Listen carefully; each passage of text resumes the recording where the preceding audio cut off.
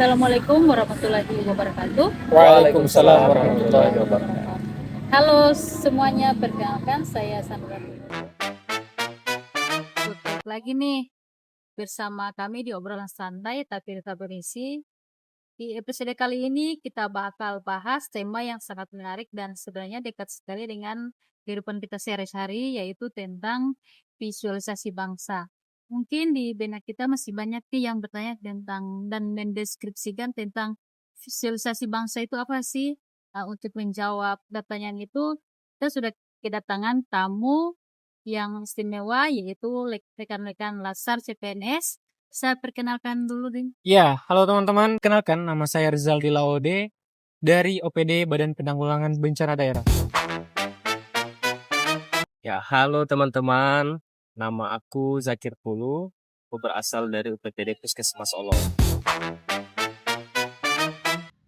Hai teman-teman, perkenalkan aku Widiawati Awataya dari UPTD Rumah Sakit Umum Daerah Bolaang Mongonuskar.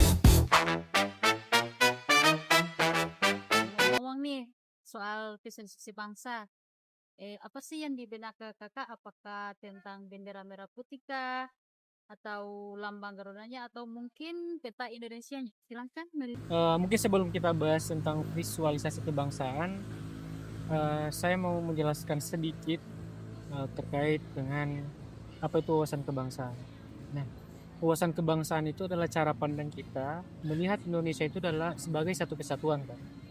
Sehingga jika dipahami, wawasan kebangsaan adalah kacamata yang kita pakai, sedangkan visualisasi kebangsaan adalah bentuk nyata apa yang kita lakukan dari apa yang kita yakin sebagai wawasan kebangsaan, Kak.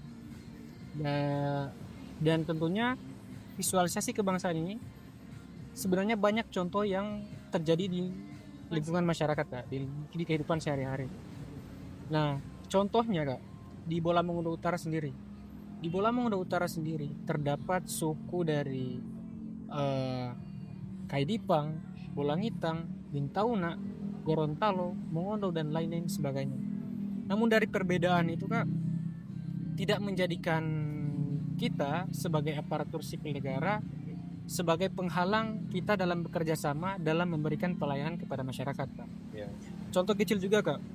Kita berempat duduk di sini dalam satu meja dengan latar belakang yang berbeda-beda, Kak. Dan itu tidak menjadi permasalahan pada kita berempat. Wah, menarik nih. Berarti visualisasi bangsa itu bukan cuma tentang fisik juga, tapi tentang rasa ya. Ya, karena gini, Kak, mau tambahan sedikit, Kak. Karena di Indonesia sendiri ya, selain luasnya yang begitu luas, Indonesia itu juga diberkati dengan keberagamannya, Kak. Mulai dari ribuan pulaunya, ratusan sukunya, ratusan bahasa daerahnya, dan dari keberagamannya itu menjadikannya sebagai identitas kita, Kak, identitas sebagai bangsa Indonesia. Sehingga ini perlu diasah, karena ketika tidak diasah dan dijaga, ini bisa menjadi pisau yang bermata dua, Kak. Bisa menjadi isu dan konflik antara suku, budaya, dan ras. Ya, benar banget. Karena seringkali orang lupa bahwa keberagaman pemersatuan itu bukanlah sebuah kebetulan. Ya. Ada jejak sejarah panjang yang membuktikan bahwa perbedaan itu yang justru merekatkan kita. Bagaimana nih tanggapan Kak Zakir terkait hal itu? Iya, seperti kata Bung Karno, jas merah, jangan pernah lupakan sejarah. Itu adalah filosofi yang sangat mendalam tentang sejarah. Bagaimana kita bisa mengenal bahasa kita sendiri, bahasa Indonesia, kemudian bahasa-bahasa daerah yang begitu menyebar di seluruh Indonesia, kemudian juga Pancasila sebagai ideologi negara. Nah, ini sangat berkaitan erat dengan sejarah yang menggambarkan perjuangan para pahlawan untuk bisa mendapatkan kemerdekaan Indonesia itu sendiri. Jadi kita dituntut harus bangga memiliki Indonesia ini sebagai negara kita sendiri yang begitu banyak keragaman di Indonesia ya. Setuju banget Kak. Seperti di Bola Mongondo Utara, kita kenal dengan 3 ex-Wapraja. Ya. Kaidipang, Bolangitan, dan Bintauna. Aku juga pernah baca pernyataan dari Oke, Bapak Haji Reba Ponto, beliau juga sampaikan bahwa sejarah itu harus jadi kompas, bukan hanya jadi arsip kemudian disimpan lalu dilupakan. Gimana nih Ya, tanggapan Kak Ridho? saya sependapat Kak. Karena visualisasi bangsa itu juga bisa kita artikan untuk tindakan untuk tidak melupakan, macam Kak Zakir bilang tadi, jas merah jangan melupakan sejarah. Visualisasi kebangsaan itu termasuk di dalamnya Kak. Karena dengan menghargai proses dan sejarah terbentuknya daerah itu merupakan visualisasi juga dari kebangsaan Kak. Sehingga masyarakat paham proses terbentuknya daerah itu bukan hanya sekedar persoalan administratif saja Kak. Betul. Betul nih. Sekarang nih tadi sudah kita bahas tentang visualisasi bangsa dalam perspektif sejarah. Sekarang ada tantangan tentang media sosial.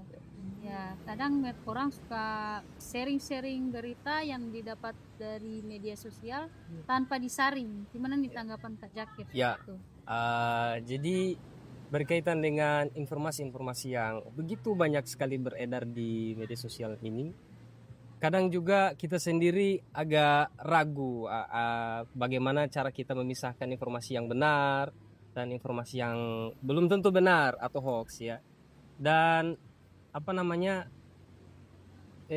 informasi-informasi hoax ini itu sangat meresahkan sebenarnya untuk terutama generasi muda. Apalagi sekarang kan pengguna media sosial itu sangat banyak.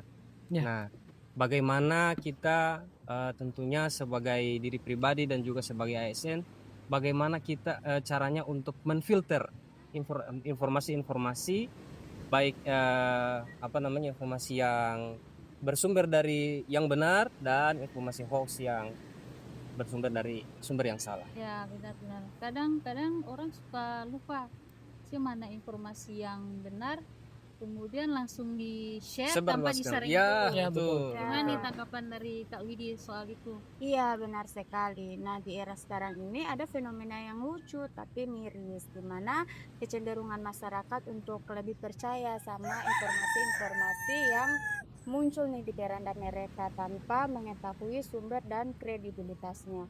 Nah, jika pola ini terus-menerus terjadi, maka dampaknya akan sangat panjang. Dari Kak Zakir gimana nih? Ya, jadi betul apa kata Kak Widya tadi, dampaknya itu sangat panjang memang, karena informasi-informasi yang tentunya belum tentu benar atau hoax ini bahkan bisa memecah belah bangsa. Ya, jadi menurut saya, menurutku nih Kak, generasi muda sekarang ini adalah pemegang kunci dari perubahan itu sendiri, di mana mereka sebagai penyemangat nih bagi teman-teman yang lain agar bisa untuk menyaring nih informasi-informasi yang didapatkan tanpa terus atau tanpa harus menyebarkan informasi ini tanpa diketahui sumber dari informasi tersebut. Begitu. Berarti media sosial itu tergantung siapa yang pakai ya? Iya, benar sekali. Betul. Menurut saya untuk bela negara saat ini kan sudah terjadi pergeseran makna nih. Nah, bela negara saat ini sudah tidak identik lagi dengan angkat senjata saja. Namun bela negara saat ini contohnya seperti bekerja secara jujur, kemudian melayani masyarakat dengan baik, menjaga toleransi di tengah keberagaman, dan tindakan-tindakan sederhana seperti menahan diri untuk tidak menyebarkan informasi bohong adalah salah satu upaya nyata untuk bela negara itu sendiri. Berarti sejalan ya Kak dengan nilai-nilai berakhlak ASN ya? Iya. Ya. Dan saya yakin ketika kita menjalankan